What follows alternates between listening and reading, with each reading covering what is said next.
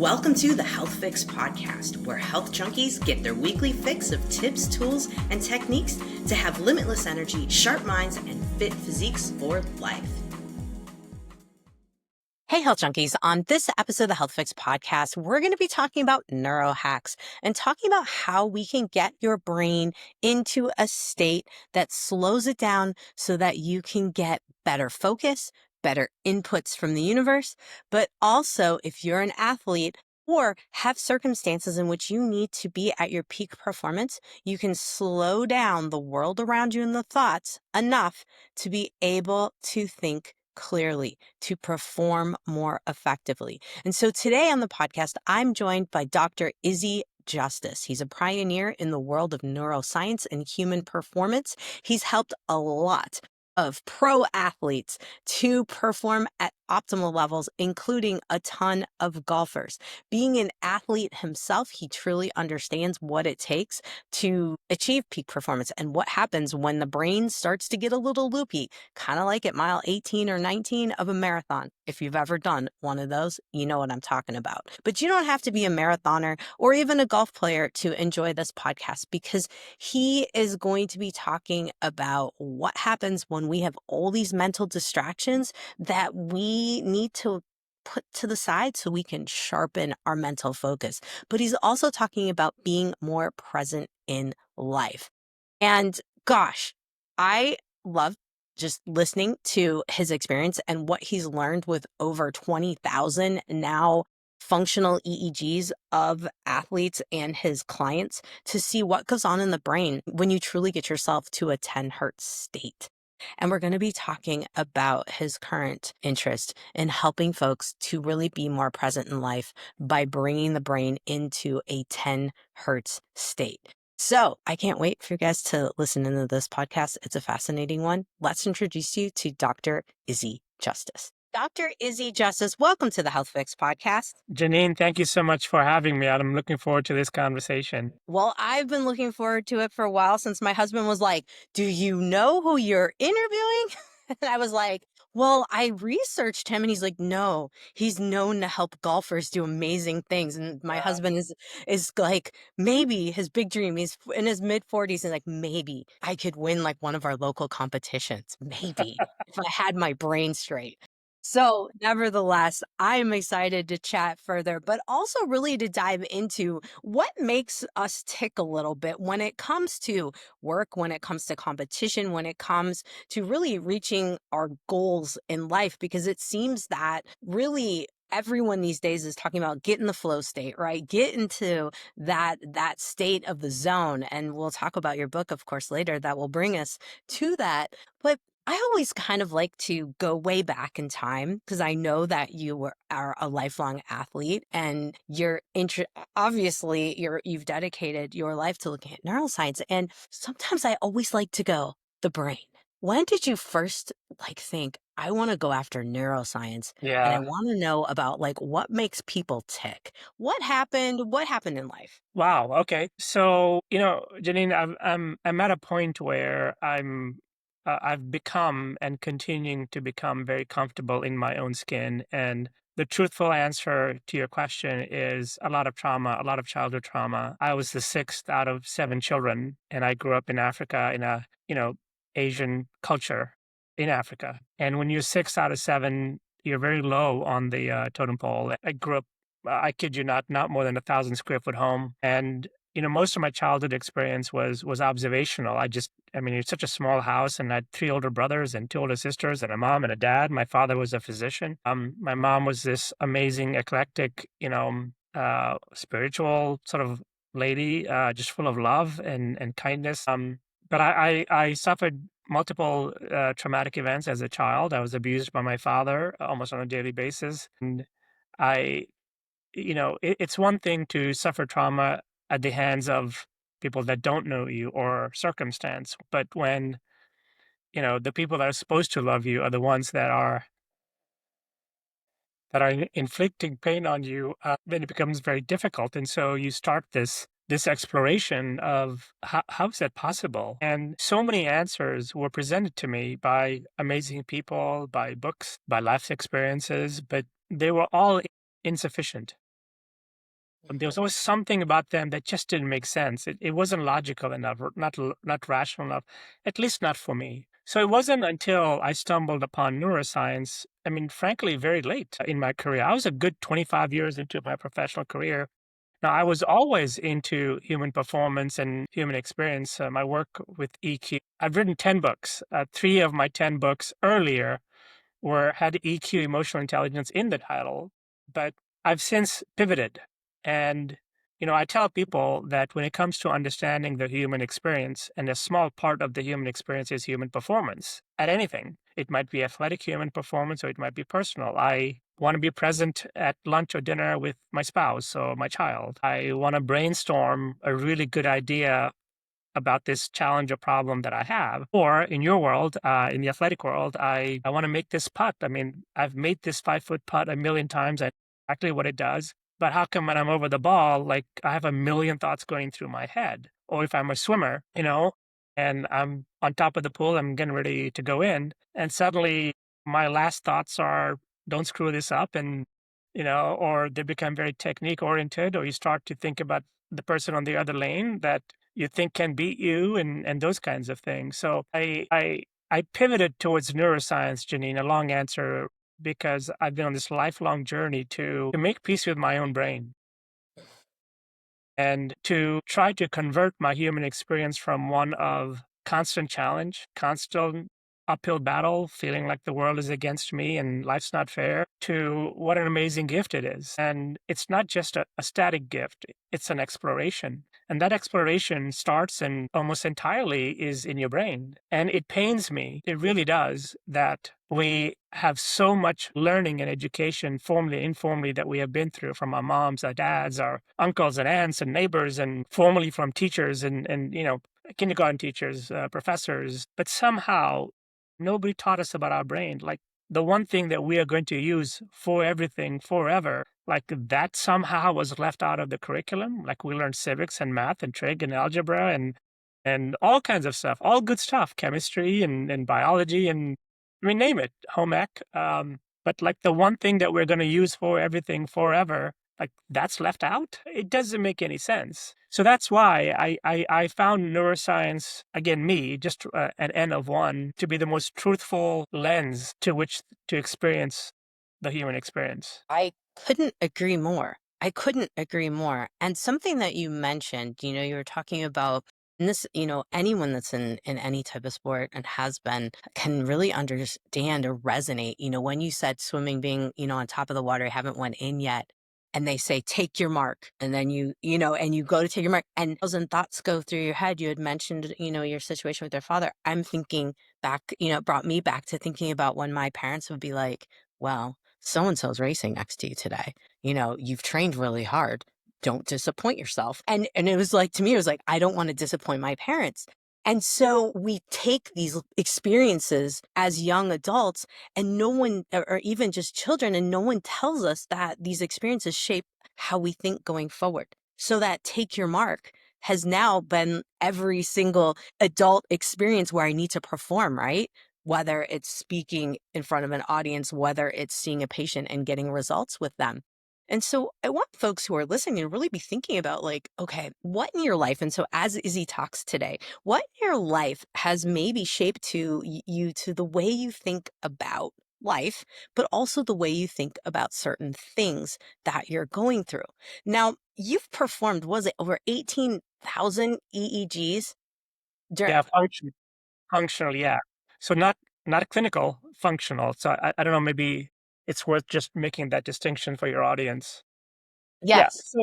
So looking into the brain live is not new. We've been doing it for several decades. But I would argue strongly that almost most, if not all, of looking into the human brain has been on the clinical side, not functional side. So clinical means something is broken or damaged in the brain. I have Alzheimer's, I have dementia, I have epilepsy, I have Parkinson's. There's a neurological disorder of some things, or even trauma or just a concussion. And so when you're looking into the human brain to see where something is broken or malfunctioning, it gives you a target. It's clinical, and that kind of research is done typically in a hospital setting.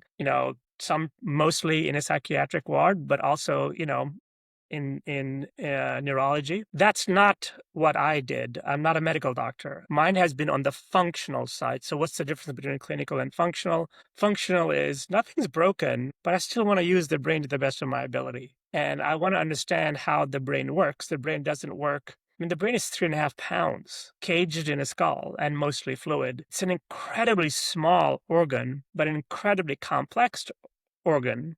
And it's very easy to get lost in the neurobiology or the neurochemistry or even the neuroanatomy of the human brain. And I give the analogy, Neen, of a car. I mean, I've been driving a car for, I don't know, 40, 50 years now. I still don't know how a carburetor works. I couldn't tell you 90% of the parts that are in the engine, but guess what, Jannine? I don't need to. You know, I know enough about the car to get me from point A to point B safely and efficiently. And so I think from a neuroscience perspective, it's very easy to make something that is complex, complex. Mhm. And it's hard to make it simple. And so, part of my job in the neuroscience world and with my research functionally is to focus on, 95% of us that are just nothing's broken, nothing's damaged. But by golly, we stress, we have anxiety, we exhibit behaviors and thoughts that we don't know where they come from, and we wish they were different. And at its simplistic level, we want our brain to be our ally and not our foe. We don't want to be sabotaged by ourselves. I work with dozens and dozens of professional athletes and head coaches in so many different sports. And when my text messages and phone blows up after a meet or an event or a tournament or something, it's not so much that the athlete or the team lost. That does happen as much as it is that they beat themselves. There's a difference. When you do your best and someone beats you, you don't feel great, but I find that the human the activity in the brain is far more calmer than when you lose by not doing, not even performing at a high level, just by not doing what you're capable of, but what you've done a million times in practice. And when you can't take what you know you are capable of to the quote unquote field of play during competition, which is where magic happens. That's what eats at people. It really bothers people and athletes especially, but people in general too. So I would call it when you underperform. You know you're capable of doing something. You've done it before, but somehow in the moment that required your best, you were sabotaged by yourself. Mhm.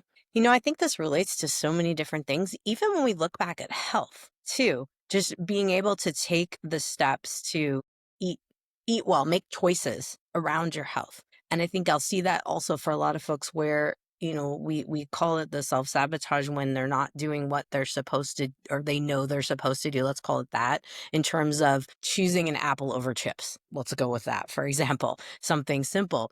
And it's such a fascinating factor where, well, a lot of folks are like, why can't I make the right choice, for my health? Just as much as why can't I seem, you were mentioning the putter, why can't I seem to putt 5 feet into the hole and get it right in there? What is going on? Yeah. Let's take a step backwards, if you would, Mhm. before we get into, because I do want to share some actual tactics and tricks and that I think we can do. But part of my pivot into neuroscience was understanding the human brain from the role that it plays with the human body. So I'm going to give you an analogy, if you don't mind. And the analogy is, imagine that you or anyone in your audience has a beautiful cabin up in the mountains somewhere, and this cabin is right on the edge of a beautiful river. And every morning you wake up, you take your favorite beverage and you go to the deck and you watch the sunrise come up with the mountains and you can hear the river flowing through. But every morning there's a bag of trash that somehow comes from upstream, and it lodges into like a rock right in front of your deck. And so there's a problem there. So you walk out there, you pick up that bag of trash, you put it in the trash can in your cabin, and then you enjoy the rest of your beautiful day. So there was a problem and you solved it. Would you agree, Jannine, that maybe the better solution is maybe walk upstream, see where it's coming from every single day and stop it there so you don't have to do that? So in this analogy, what is upstream of so many disparate parts of the human function, like you just mentioned, diet, or there's performance, there's sleep, there's all these kinds of things. Upstream of all of them is the human brain. So understanding the human brain, when we do feel stress, all the studies show this, every single one of them, is that when there's certain neurochemicals that are higher in your body, or when the electricity in your brain is higher, then we tend to not think very clearly. We want to, basically relieve that stress. And so we'll make poor decisions, one of which is to eat bad food versus eating good food. So I find that, I can come up with solutions, one solution for one problem, but it's so much better to come up with one solution that can impact many problems. Hmm. So understanding the brain. So that's point number one. If you'll just let me continue for another minute or two. So, I feel like around the year 2015, which is only 10 or so years ago, so plus or minus a year, depending on who you talk to, our understanding of what's happening upstream in the brain fundamentally changed since the beginning of time. Now, I know that's a bold statement. I hear the words that are coming out of my mouth, and I've said them before when I speak, but it's a bold statement to say that our understanding of the human brain and the human experience fundamentally changed around 2015. So what happened? Well, for the first time in human history, we were able to look into our brains wirelessly. Now, let me tell you why that's so important. Even though we've been able to look into the human brain for decades, since the 1950s, 50s, number one, like I said, it was in a clinical environment, typically a psychiatric environment. And the technology that was available to look into the human brain and see what's going on was very unsophisticated. You have to stay very still, typically in a horizontal position. Sometimes you have a big old helmet with about 50 wires coming out of your head. So, how many things, functional things, can you do when your body has to be in that state? Even MRI machines, you have to be very still. So, around 2015, we could look into the human brain wirelessly, meaning that I can stand, 10, 15, sometimes 20 feet away from you. And I can observe you do all kinds of human function. Like what? Like trying to make a putt, like trying to kick a ball, like trying to make a basketball. And so when this technology became available, like I shared with you before the call, I was already 20, 25 years into my consulting business, into my coaching business, and I jumped on it.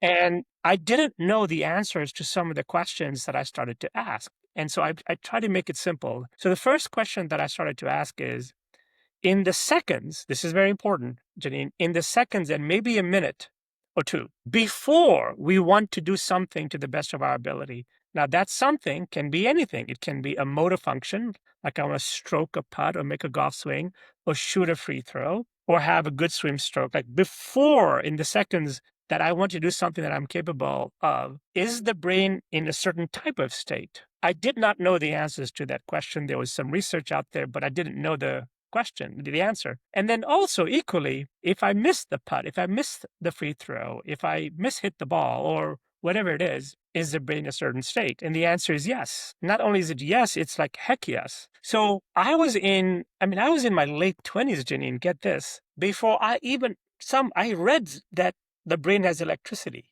Like that blew my mind, because when we think of electricity, we typically think that it's wired into something. No, we're not wired into anything. We don't have a plug that we plug in every night.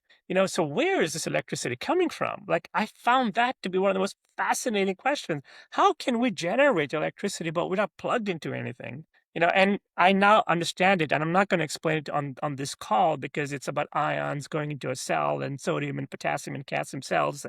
They get polarized, and that's what creates that. But even those, it's a pretty complex process. But then I started to ask, Jannine, why electricity? Why not light? Why not osmosis? Why not gravity? And it turns out that it's a miraculous design. Whoever designed us, whatever you believe in, that we have electricity. So I give people this analogy all the time, that imagine that you're taking a walk at a park somewhere, and about, I don't know, 15, 20 feet in front of you, you see something black. Now, the photons of that black object through light travel from that object through your eyes to your retina to the back of your brain, and now you label it. And the label that you give it is, it's a snake. There are features about that object that say it's a snake. It's not a giraffe, and it's not a stick. It's a snake. So you label it, and then you give it a threat rating. Snake, ooh, not good.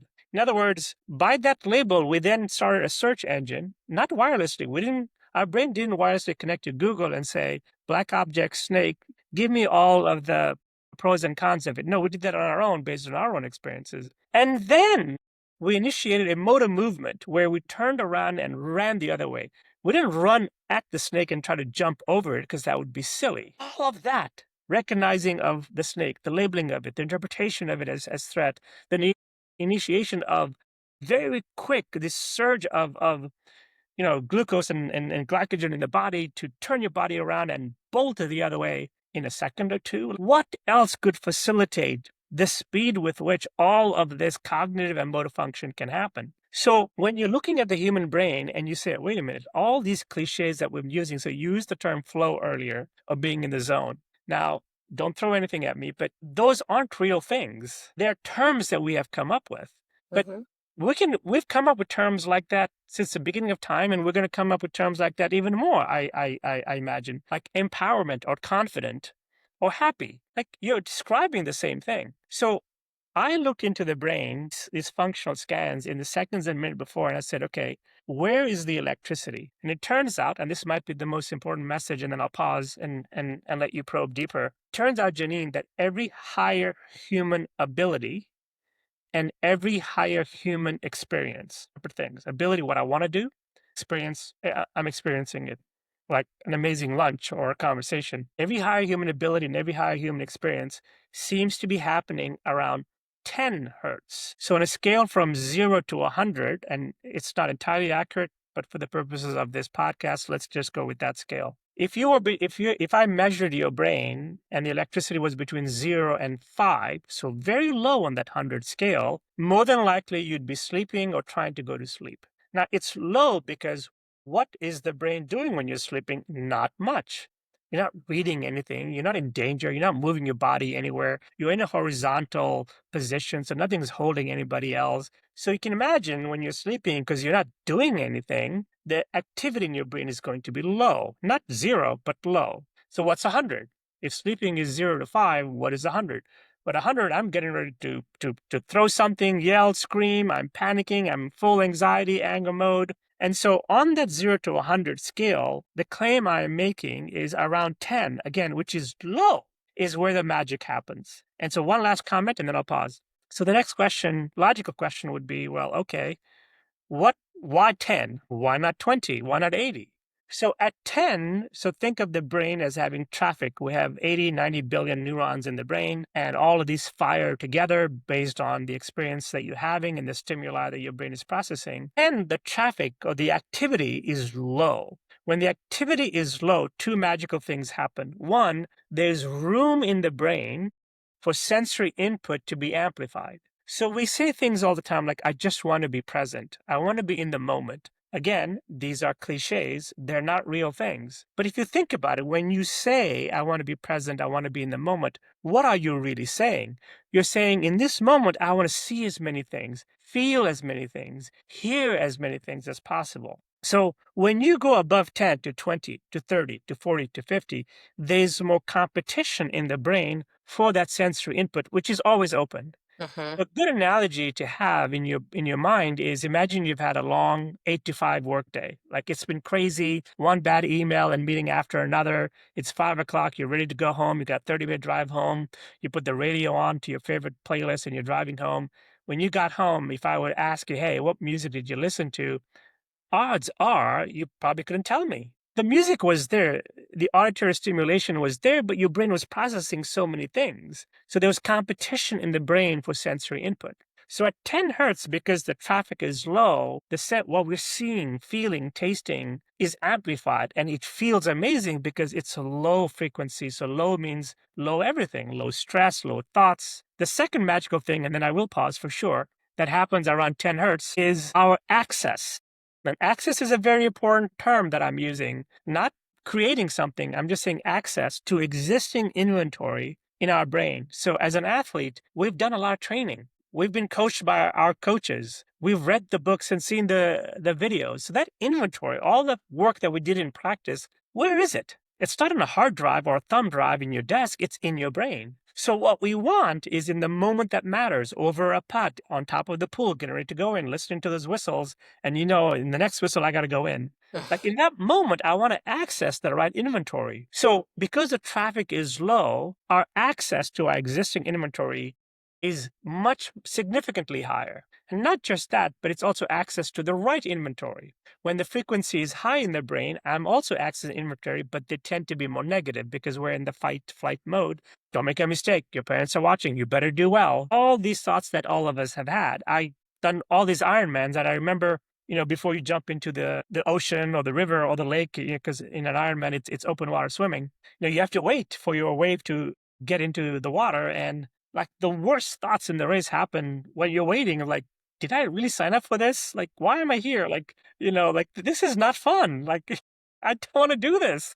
Even though I trained for it for 7, 8 months. And so, like, where are these thoughts coming from? And so the magic that happens at 10 hertz, Jannine, is my sensory input is amplified and I get access. And when those two things come together in a given moment, I'm experiencing the moment and I'm bringing with it the most positive inventory of my memories. Well, that's the human experience. That's rich. That's the ultimate wealth.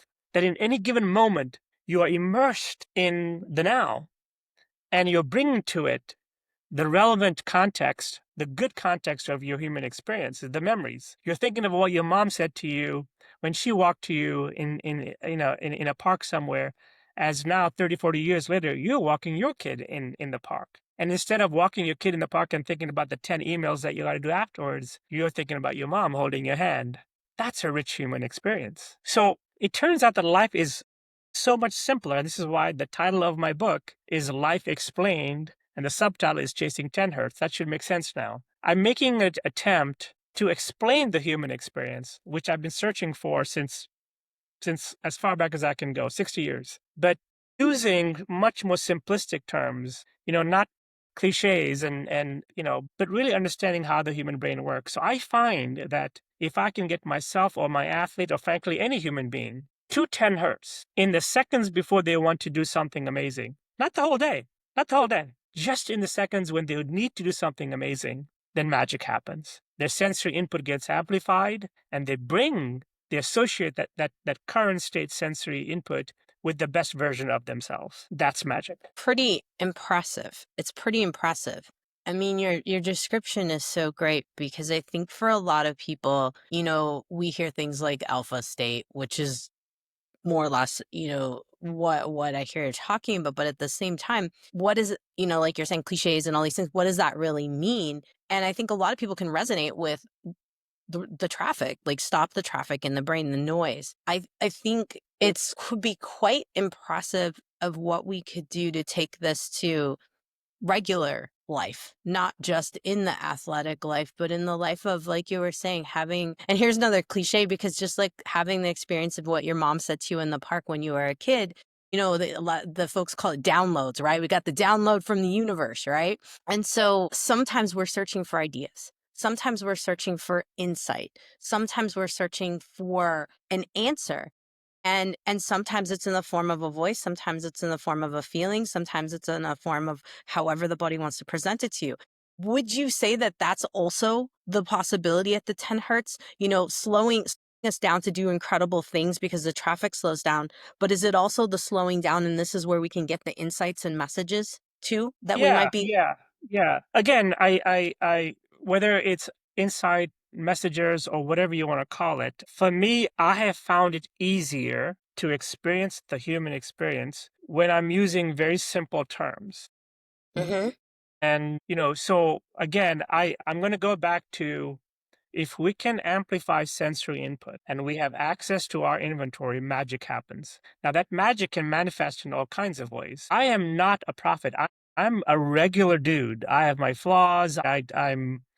I'm just a regular guy. When we are at 10 hertz, when we're in that magical state, I can understand how my ancestors that lived hundreds, even thousands of years ago would feel like some god was talking to them. Because at 10 hertz, there's a purity. Mm-hmm. I think magic happens when you make sense of your past or you bring the best version of your past to the present moment. And I don't agree with, entirely with, people like Eckhart Tolle or with this whole power of now. The idea that the power of now is that I'm now and nowhere else, like that's not humanly possible. I had a mother, my amazing mom, who I adore to pieces. I'm alive because of her. And she passed away 4 years ago, and she passed away of Alzheimer's. And it progressively got worse. And my mother is such a good example of she had no access to her past or the future. So, in other words, she was processing the now, but it was miserable because there was no context to the now. Like she would look at me, especially those last year or two,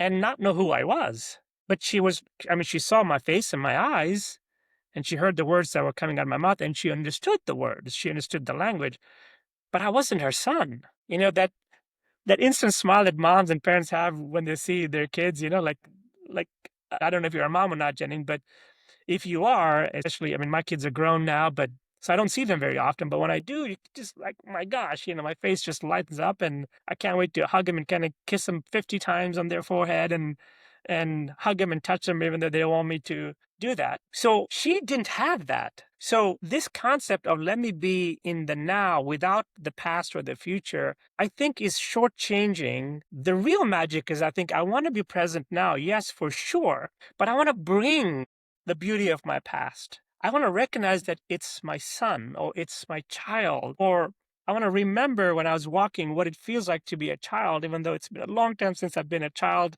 and feel the joy of curiosity of a child, the wonderment that children have with everything that they're seeing. If you raise kids, I mean, those first 10 years, it's like, why, what, why, like, how is this? Tell me more, like, and it's amazing to live, to re-experience the world through your children's eyes, because they trust you, they love you, and they want an explanation to that. So I'm giving you a long answer, but I'm generally, and the brain doesn't work that way, by the way. The brain does not process one experience independent of everything else. So I know your audience probably doesn't want to hear this, but it's the harsh truth that the most biased organ in the universe, in my opinion, is our own brains. Mhm. When a stimuli presents itself, either a person or an event like a meet on a pool or a certain type of a race, our brain needs to make sense of it. Not just does it need to make, it is going to make sense of it. It's going to give a meaning to that. And that meaning is not objective. It's not going to Chat GPT and saying, okay, I'm at a meet, I'm doing the 250 butterfly, or whatever the case may be. Tell me what I should be thinking. No, you're thinking of your mom and dad. You're thinking of the people next to you. You're thinking of, this is, day number 3 and I'm tired, and, like the pool is getting hotter, and blah, blah, blah, blah, blah, blah, blah. So I think that the real magic is to train your brain so that despite all of the organic context and the biased context that your brain is giving a given moment, that you can switch that. And so there are many philosophers throughout time, the Stoics, that have argued that the greatest intelligence of all is the awareness of our thoughts and the ability to convert them. Mhm. I mean, that basically means no matter what situation I am faced with, like literally whatever human experience I am faced with, I'm going to accept the fact that my brain is going to give it a biased context. Mhm. But despite that, I will find a way to bring my best version out. And so that only takes seconds, by the way. And I know we're almost running out of time, but one of the things that I want to do with you, and I think your husband will like this too, and all the athletes that are in your audience, the moms and the runners, whoever they are, they can appreciate this. In my discovery, doing those 18,000 plus brain scans, and that was last year, so I'm close to 21,000 now, but it doesn't matter. But I find that in those seconds, not even a minute, leading up to the moment that you want to be the best version of yourself, which, by the way, again, means that in the moment that's about to happen, I want my sensory input to be amplified, and I want to bring the right memories to it, right? That you only need a few seconds to get the brain to 10 hertz. In other words, we don't have to be in 10 hertz all day long. We have to be in 10 hertz when what we call our brain is spiking, when the surge of the electricity is very high. So I started to then explore these things called a neurohack. And a neurohack, and I wish I could have come up with a better term, and I want to do 2 with you if you don't mind, and it'll take just a few seconds. So first of all, what is a neurohack? So all of us already do them. So when we are stressed, for example, what do most of us do? So that list is long and old. We go for a walk, we work out, we listen to music, we cook, we watch a movie, we go on vacation. Like, the list of things that we do to quote unquote de stress ourselves, which again, stress is not a real thing, it's a label. What we're really trying to say is to get that frequency down towards 10. That is what that means. So even though we've been doing those kinds of things, those are not typically the kinds of things because of time and logistics that we can do in the flow of a day. So when you're on top of the pool, for example, or if I'm over a putt and about to make a run, or I'm running, I'm a half marathon or whatever runner, and suddenly I feel pain somewhere or someone's passing me, in that moment, we can't call time out and say, yo, let me go do 30 minutes of yoga or meditation or listen to my favorite food, and then I'll come back. Wait for me. So we need a different set of skills and tools, sort of like an on the go, like in the moment, what can I do? So these neurohacks use the very things that I talked about earlier, which is our senses. Now we only have 5. That's good. Not 50, not 500. So let's do a couple of those, and then I'll connect them to what I've been talking about, and your audience can follow along. So the first one that I want to do with you is called 10-10. Now, I don't want you to start doing it until I say go very loudly. So I'm going to make that motion. And the reason is because I want you to understand it first, and then I want you to experience it. So don't do it as I'm explaining it. Just let me finish explaining it. It won't take long. And then I want you to do it. So when I say go very loudly, which is not now, in your mind, with your mouth closed, just in your mind, I want you to count from 1 to 10, Jannine, as fast as you can. As long as you can say the numbers and not mumble. We don't want to mumble the numbers. Say the numbers, but go from 1 to 10, literally as fast as you can. As soon as you get to 10, I then want you to go back towards 1, but as slow as you can. Go from 10 to 9 to 8, back all the way down to 1, as literally as slow as you can, as slow as your mind will let you. Work your way back towards 1. When you get to 1, give me a thumbs up. That way I'll know that you're done. Ready? Okay. All right. This is the 10-10 neurohack, and go. Okay. What did going from 1 to 10 feel like fast? It felt super amped up. I felt myself go like, okay, do it. And then And then going from 10 to 1, what did that feel like? I felt myself come back down. So Like maybe going up a hill? calming a little bit? Calming down a little bit? So if I was measuring you, and my team and I have done literally thousands of these, when you went from 0 to 10 fast, you were spiking. And then when you went from 10 to 1, you were going towards 10. You were lowering the electricity in your brain. This is a way to trick your brain. And if I told you, well, first of all, how long did it take for you to do that? Probably 25 seconds, maybe. Not even that. It was probably more like 10, 15 seconds. Okay. What if I told you that the cognitive equivalence of what you just did is anywhere between 5 to 20 minutes of traditional meditation, mindfulness, yoga, a walk, a stationary bike? That's cool. That is very cool. So do you need any equipment to do the 10-10? Do you have to go somewhere specific, like a gym or a yoga room to do it? Nope. You need to buy something to do it? No. So you just use a technique to get your brain to its 10-10. So when I work with swimmers, professional swimmers, Olympians, and I will have them do 10-10 in the 30 seconds before they walk up towards the edge of the pool. If I work with a professional golfer, for example, and they're waiting for their turn to putt, or as they're over the ball, I might have them do a 10-10. Because as soon as they do it, somewhere between 0 to a couple of minutes after that, their brain will still be at that lower state. And that's all you need. So it's a much easier ask of self to say, I don't have to be perfect all day. I just need to be perfect when I need to be. So Jannine, this is a fundamentally different way to think about our cognitive and mental wellness. The way that the brain works in terms of a cognitive load, so we have this thing called cognitive load, meaning what is the cognitive load of each day? And unfortunately, this is not good news. Your cognitive load or your stress levels or lack thereof of each day is not the average of the good things and the bad things that happen to you. I wish it were. Your cognitive load is the biggest spike of your day. So sometimes when a golfer gets done after a round, I'll say, hey, how was your round? You know, the first thing is that they'll tell me? You can imagine. The bad shot, right? Yep. They're going to tell you the worst part and how they feel bad about that. And they were thinking about it. When I would finish these Ironmans and would go to the tent afterwards and you listen to people talking, I mean, you can just hear it. Everyone's talking about, oh, at mile 18, this happened and this happened and that happened. It's all this.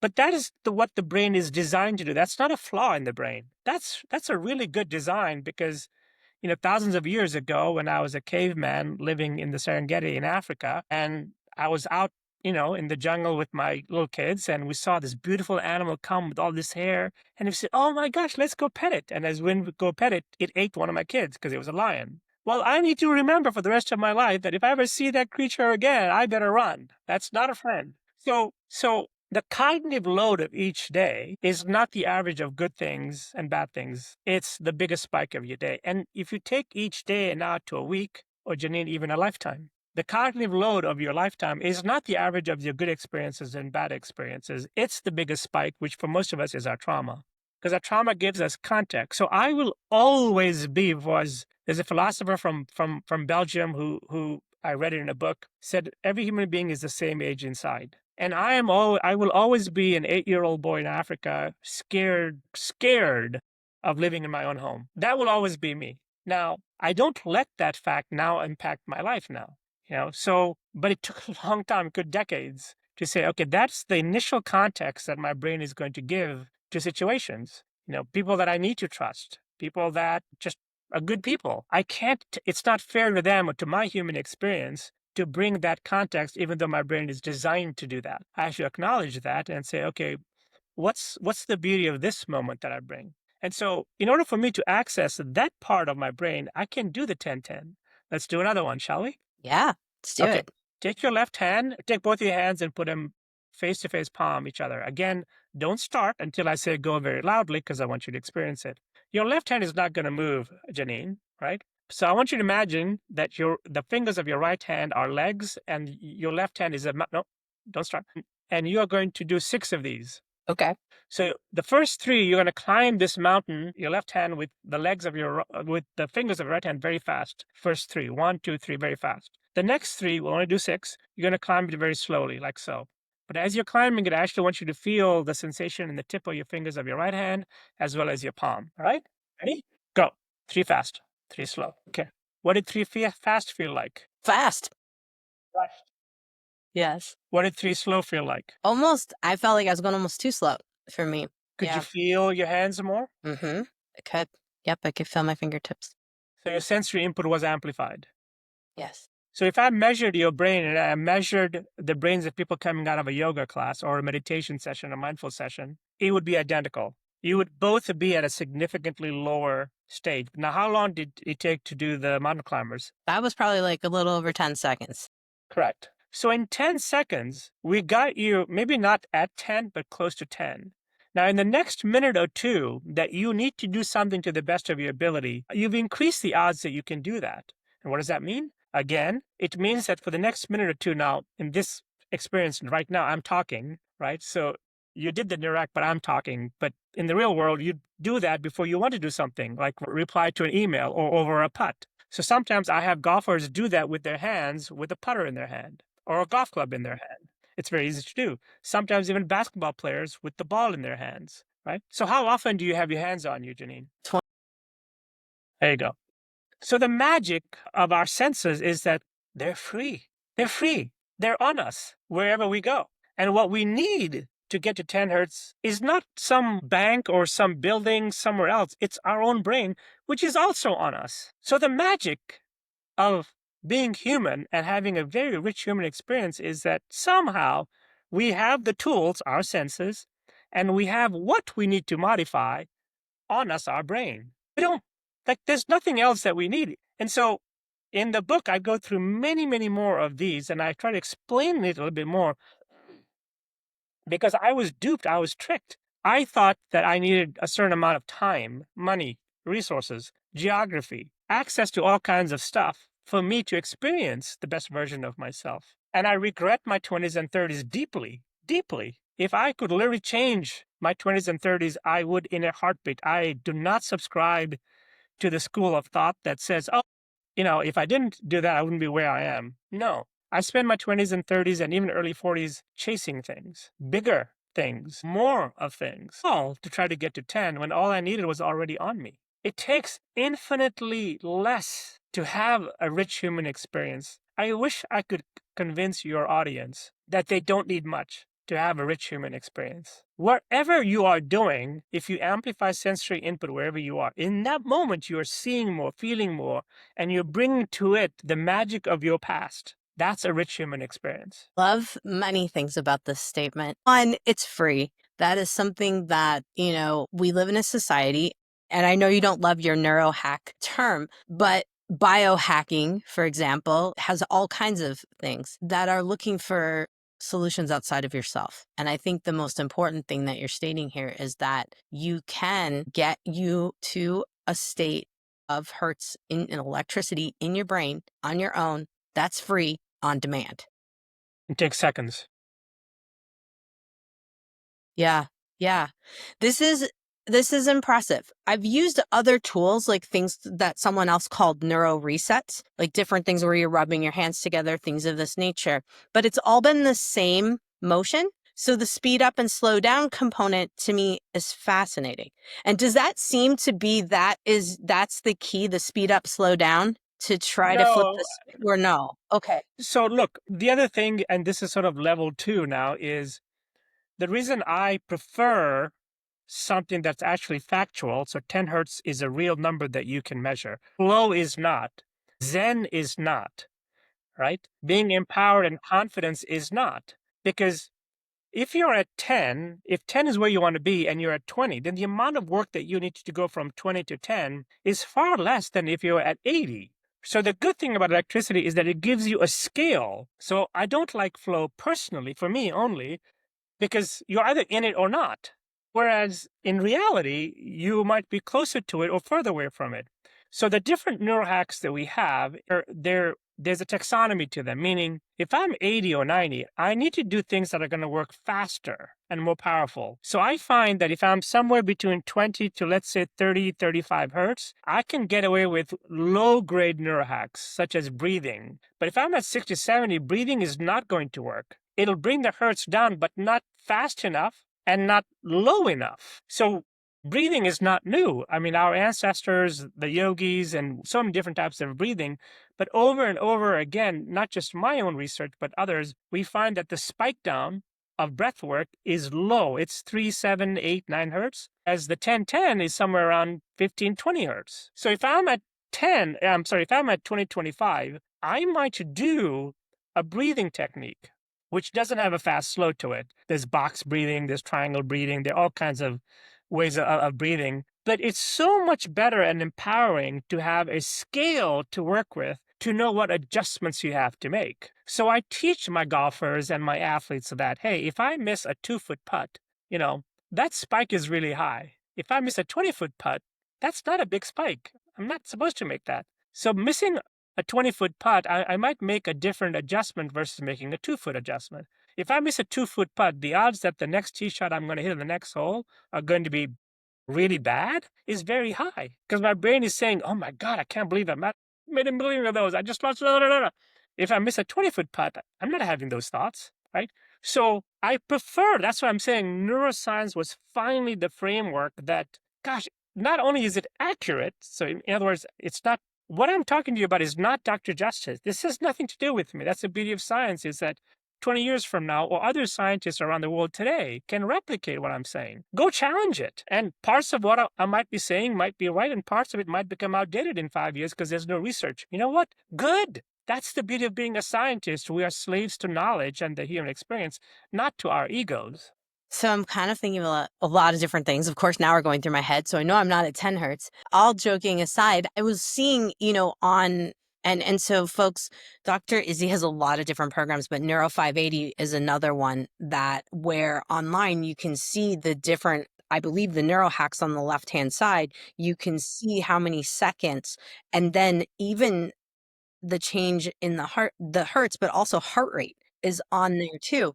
And something you had mentioned, and this is something that is very important to me, is having a way to measure the tools. Because yes, like you said, flow, what does that mean? I don't know. And I think for a lot of people, it's just a contextual word that we hear. But if we have a way to measure, so we've got now heart rate, HRV, yes, but HRV I think is too long standing. You can't get it in the moment. But a lot of people can look at their heart rate if they don't have a way to look at their hertz. So what would how would you incorporate heart rate in for someone Yeah. who's like, I want to test these out and then, What a see. great question. So there is a flaw. So there is a correlation, but not a causation. So as a Okay. runner, I mean, I work in swimming. there have been times when I'm at zone 3, zone 4 heart rate running. I might be doing some work or a 10K, and I'm doing 7-minute miles or something like that. So even though my heart rate is whatever, 150, 160 BPMs, my EEG is 10.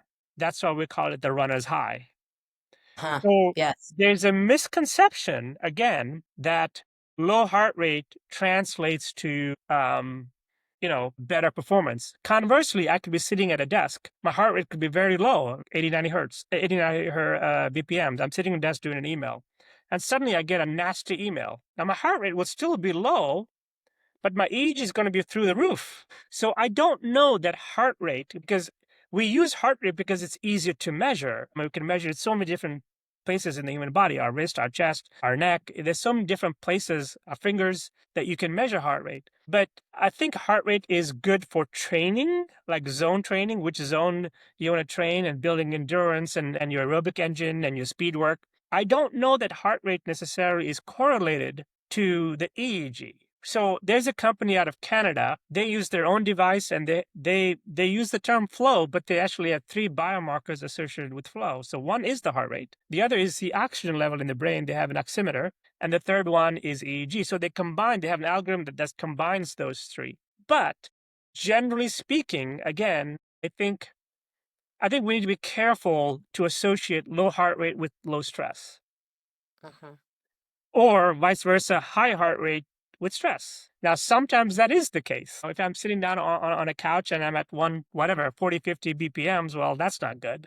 You know what I mean? So the heart rate is your heart rate is your heart pumping oxygen and blood into the human body in anticipation of something or to do something. That context is set by the brain. If my brain labels something as danger, and it might be philosophical danger, like a person, abstract, or it might be I'm on mile 18 of my marathon. I'm really tired. Like I'm genuinely tired, and I can feel pain on my knees and my hips. I've been there. I've hit the wall, so to speak.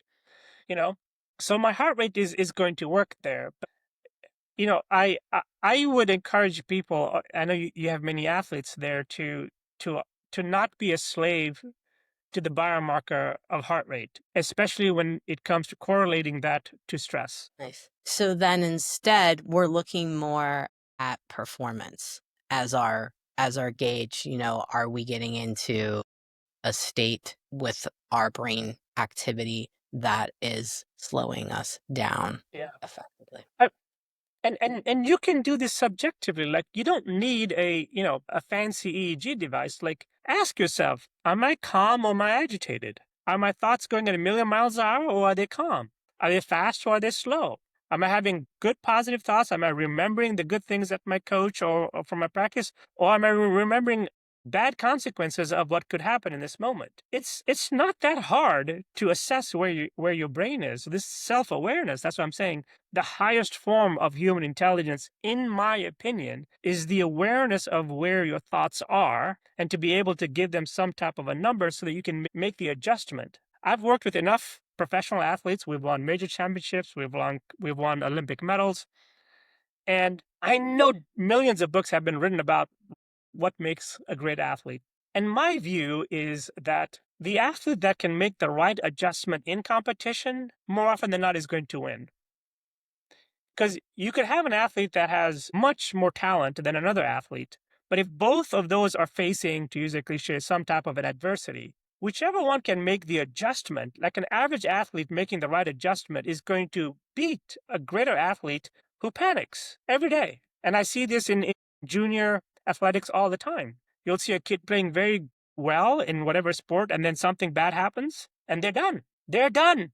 They're cooked for the rest of whatever, the holes, the game, the tournament, the meet. It's so predictable now. My son plays golf in college, and for over a decade, I would take him to a lot of junior tournaments, and I saw it firsthand, and I see it even at the professional levels. The talent differential between a great athlete, which typically we all know by just their first names, and a good or average professional athlete is minuscule. Minuscule. If you look at Michael Jordan, for example, arguably the greatest athlete of all time in any sport, he wasn't the tallest. He wasn't the fastest. He was not.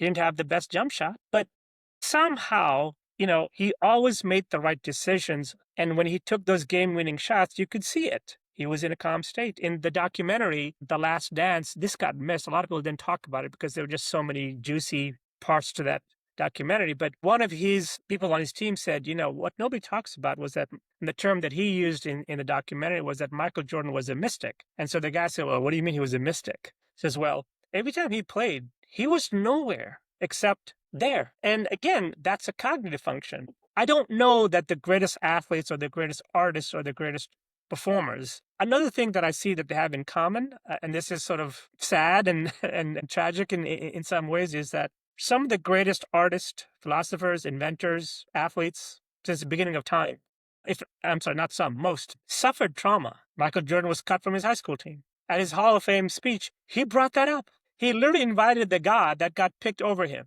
at his Hall of Fame speech. He said, you see that guy sitting over there? He got chosen and I got cut. So in a weird way, Jannine, if we can figure out how to use our trauma, we can do great things because it's the ultimate peace. We don't have to be slaves to our trauma. I've written 10 books because I suffered horrible trauma. To be abused by your parent, imagine how much faith a child is going to have in people when the very person that's supposed to love you doesn't and abuses you. And 10 books came out of it. So we shouldn't be, if you're lucky, unbelievably lucky, you have no trauma. But most of us are not that lucky. But even if you have trauma, I think finding ways to use it is the ultimate neurohack. It's your why, and it brings peace to your brain. But I literally have a whole chapter in my book. Again, the name of my book is Life Explained, Chasing 10 Hertz. It's available on Amazon. But I have a whole chapter on trauma. But it's not a clinical and it's not a psychological chapter. It's a neuroscience one. It's a functional one. I'm trying to get people to embrace their trauma, Jannine, which is weird. I know it sounds like an oxymoron, but that's what I'm trying to do. I agree. I think that's what we're lacking a little bit. I'm going to turn it over to you now. Well, thank you. Well, again, Jannine, thank you for having me. I always enjoy having these kinds of conversations. So you can find basically all of my social media handles at drizzyjustice.com. My books are there. And the app that has a lot more of these neurohacks, I just shared 2 with you. And there are other versions of it. Those are the physical neurohacks, but there are other types of neurohacks that your brain can consume in just a matter of seconds that can help you get to that same 10 hertz. But drizzyjustice.com is where everything is. The name of the app is Neuro 580.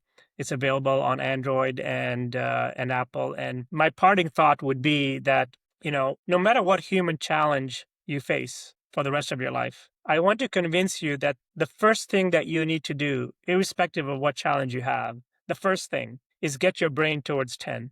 Don't worry about step 2. Don't worry about step 3. Because once you get your brain to 10 or close to 10, a 10 Hertz 10 brain will figure out the right step 2. And it's a very inspiring and empowering to say, okay, no matter what happens to me, my first response will always be the same. It's learning the art of self-trust on these ones. Yeah. Dr. Izzy Justice, thank you so much for all of the work you're doing and bringing us some enlightening things to ponder going forward. I really appreciate you coming on the podcast today. You got it. Thanks for having me, Jannine. Hey, fellow health junkie, thanks for listening to the Health Fix podcast. If you enjoyed tuning in, please help support me to get the word out about the podcast. Subscribe, rate, and review, and just get that word out. Thanks again for listening.